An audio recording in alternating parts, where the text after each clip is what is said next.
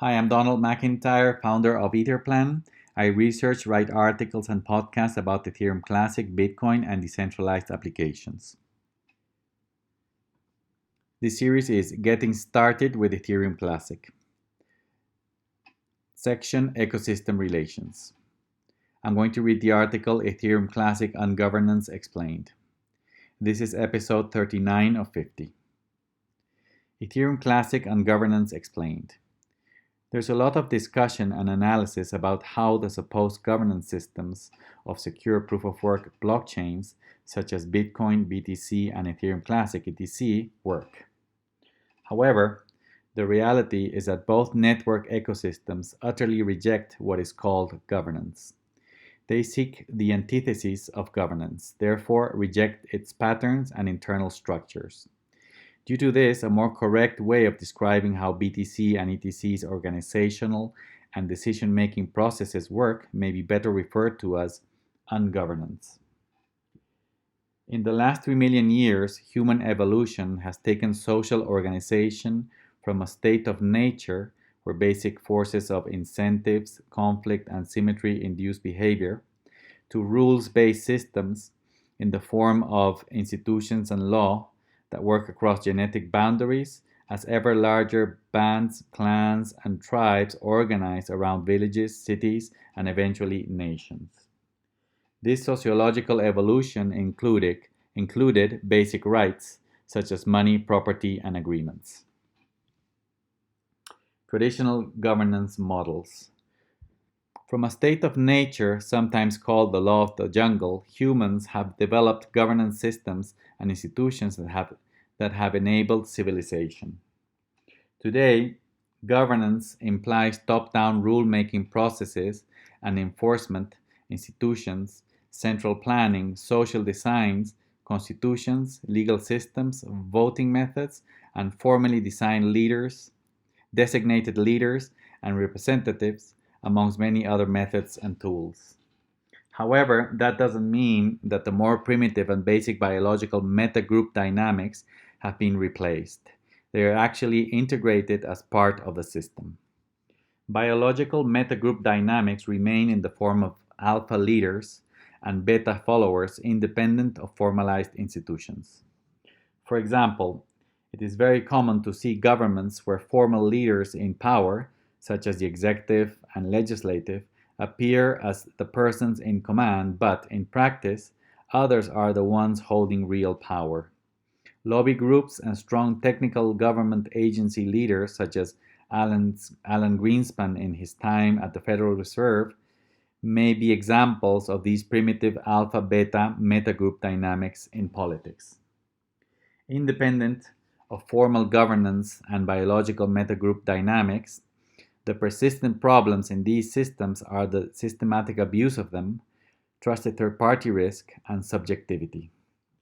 Top-down governance systems, regardless whether on traditional organizations or pseudo-blockchain networks, eventually inexorably seek to control money, property, and agreements which reside in digital form within their systems.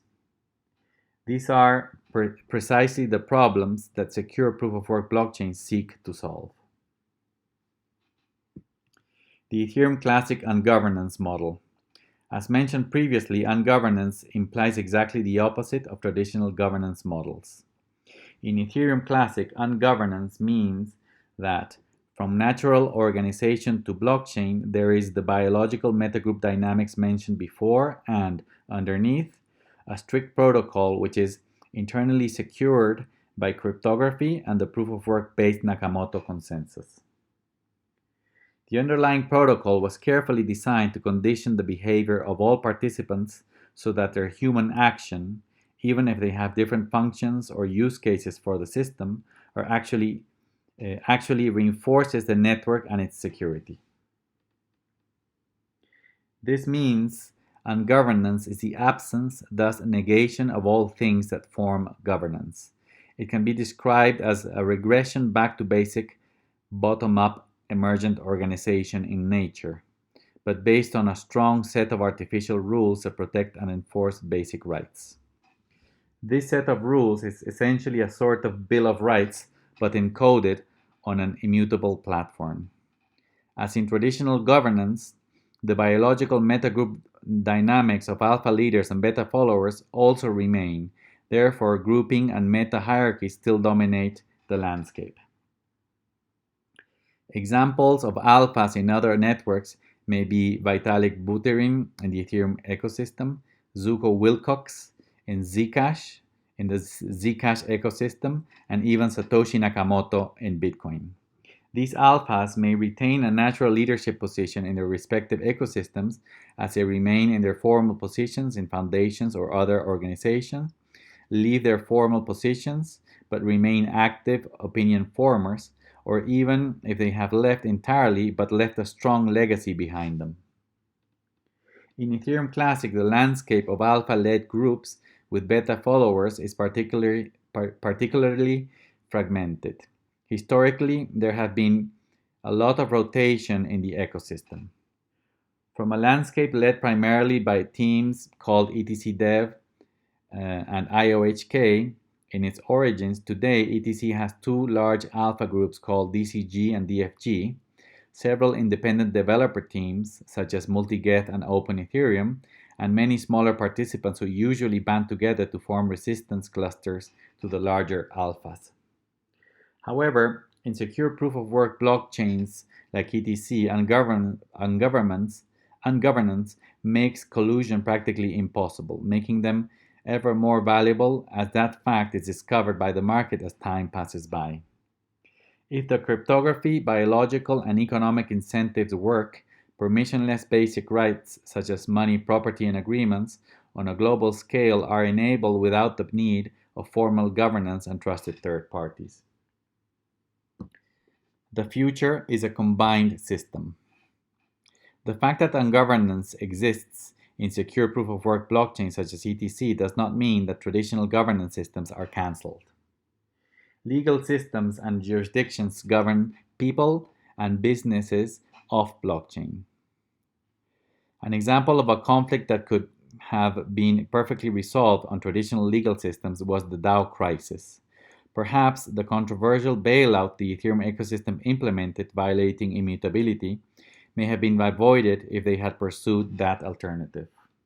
Other systems that may seek resolution in legal systems may be crypto exchange hacks, ICO fraud, and stolen keys, amongst many others.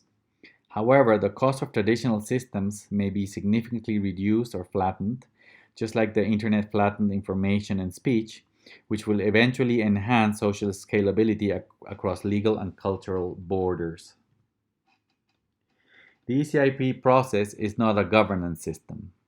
Many analysts and observers confuse the Ethereum Classic Improvement Proposal (ECIP) process with governance. It is not. It is only a standards proposal process and nobody has authority over anybody else. All participants reach rough consensus in an emergent way and voluntarily adopt the rules and changes if they choose to. The beauty of the ETC and governance system is that all participants have aligned incentives for the blockchain to work as designed, protecting their money, property, and agreements. This means it is practically impossible to introduce controversial changes, but relatively easy to coordinate on a global scale to fix bugs, correct flaws, reverse involuntary chain splits, or upgrade the system from time to time with desired new features. Conclusion. In systems such as Bitcoin, decision-making and change have been slow as the system is simpler and very